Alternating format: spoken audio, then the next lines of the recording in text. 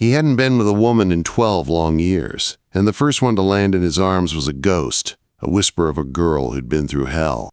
James Coulter, he'd given up on life a long time ago, lived out in the dusty Arizona hills, his only company the wind and the ghosts in his own head. A cabin, a beat-up shotgun, and more regrets than stars in the desert sky. But on that day, everything changed. She just appeared, stumbling out of the tree line like a wounded animal. Barefoot, half dead, wrapped in what looked like a tattered white cloth, maybe a ripped curtain or an old dress. Her arms were a road map of scrapes and cuts. Her lips were bone dry. And her eyes, they were empty, like there was nothing left inside to look at. She just fell right at his feet.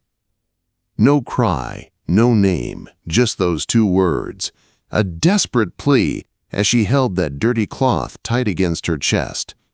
Please, don't. He froze.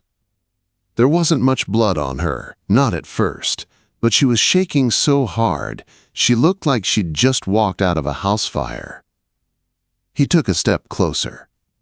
She flinched, but she didn't move.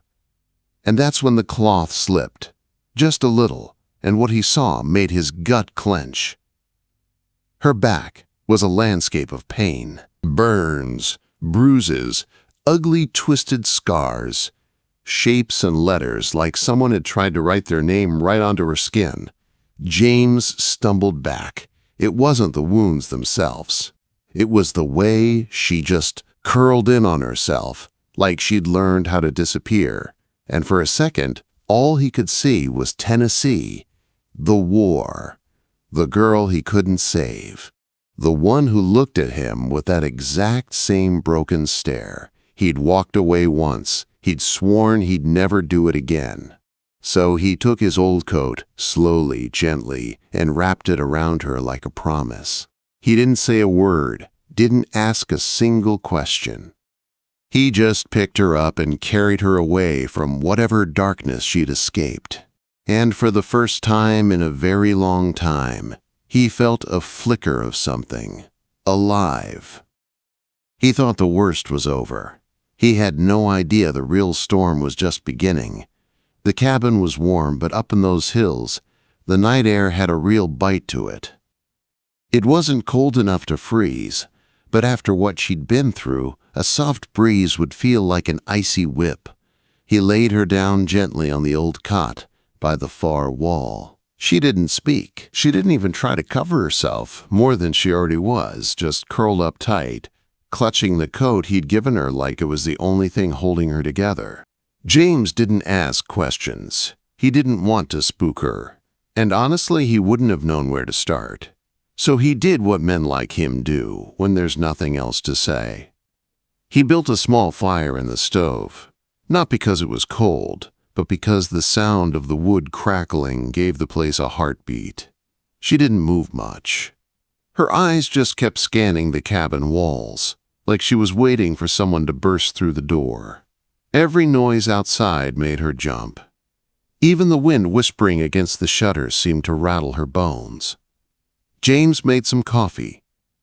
It was bitter, strong, and a little too old, but it gave his hands something to do. He sat at the table, just watching the fire, stealing glances at her every now and then.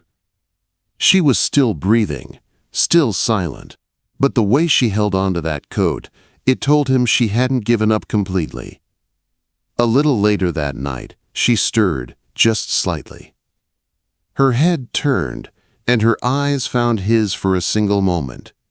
No words, no emotion, just a connection, a tiny spark of life buried deep under all that pain. He just gave a small nod, like a man who'd been in the trenches before and knew when to keep his mouth shut. And she turned her head back toward the wall. The next morning, she finally spoke her first word, water. He handed her a cup, slow, careful, no sudden movements. She drank in silence, then looked at him a little longer this time. And that look, it wasn't asking for help. It wasn't even saying thank you. It just said one thing. I'm still here. What James didn't know yet was that single word, that one sip of water, would set off a chain of events that no fire, no shotgun, and no amount of silence could ever stop. She didn't talk much that next day. Just short answers, a nod, a few careful glances. She was still trying to figure out if he was real or just another trick of a cruel world. But later that afternoon, as he was whittling down a broken chair leg out on the porch, she came outside and sat on the steps next to him. She didn't say anything for a while, just stared out at the trees. Then, almost like she was talking to herself, she said it. They used to make me clean their boots. James just kept carving. Didn't flinch. Just gave a slow nod. Ellie kept going. Said there was a mining camp not far off. Not official. Not on any map. Just a place where they worked people to the bone and beat them when they broke. She'd run away twice. The first time, they'd broken her nose. The second, they carved her back up like a piece of old rawhide. He didn't ask how she got out the third time. He figured that was a story best saved for a stronger day. But just as the sun started to fall behind the pines, James heard something that stopped him cold. Hoofbeats, fast, coming up the ridge road. He stood up, grabbed his shotgun, and motioned for Ellie to get inside. She froze, then moved like she'd been trained for this exact moment. The man who rode up didn't look like a cowboy. He looked like a drunk banker who'd lost his watch and was blaming the world. Fancy vest, greasy mustache that couldn't hide the cruelty in his eyes. He called her by name, Ellie Rose. "You've got one chance to come back quiet." James stepped down off the porch. "She's not going anywhere." The man smirked. "That ain't up to you, old-timer." James cocked the shotgun. Not aimed at the man, just enough to remind him that this wasn't some city street. This was his land. The man didn't draw. He just spat in the dirt, turned his horse, and rode off. But the look he gave on the way out, it said one thing clear as day. He'd be back. And he wouldn't be alone. James didn't say a word for a long while after. Just sat there, shotgun across his lap, staring out into the trees. Later that night, he scribbled a note to an old friend who carried a badge, just in case.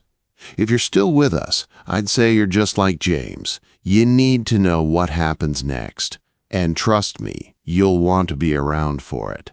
So if you haven't already, now would be a good time to hit that subscribe button, because the real fight hasn't even started yet. 3 days passed.